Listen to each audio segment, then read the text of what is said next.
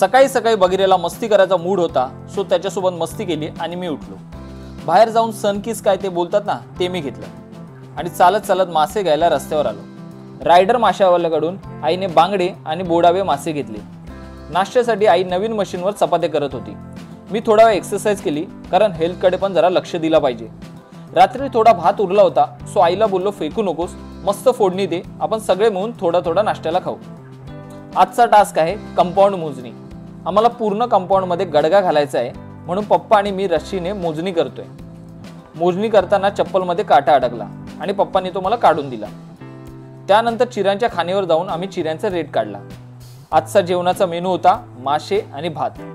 आईने आंबा टाकून इतकं टेस्टी कालवण केलं होतं की बोलतानाही माझ्या तोंडाला पाणी सुटलं.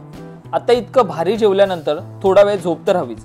मी साधारण अर्धा तास तरी पडलो, पण मग बगीराने येऊन मला उठवलं. बाहेर बघतो तर खळ्याची साफसफाई बऱ्यापैकी झाली होती. मी चहा खारी खाल्ली आणि फ्रेश झालो. सगळेजण बाहेर कामं करत होती, म्हणून ऑस्टिन आणि बगीराला दारात पहारा करायला बसवलं होतं. पप्पा झाडू मारून घेत होते. आई आणि ताई लाकडाचे ओंडके उचलून ठेवत होती. मी भांगेरा घेऊन पतेरा काढायला निघालो. आजची कामं झाल्यावर रस्त्यावर फेरफटका मारत होतो, तेव्हा मी आकाशाकडे पाहिलं आणि मी निशब्द झालो.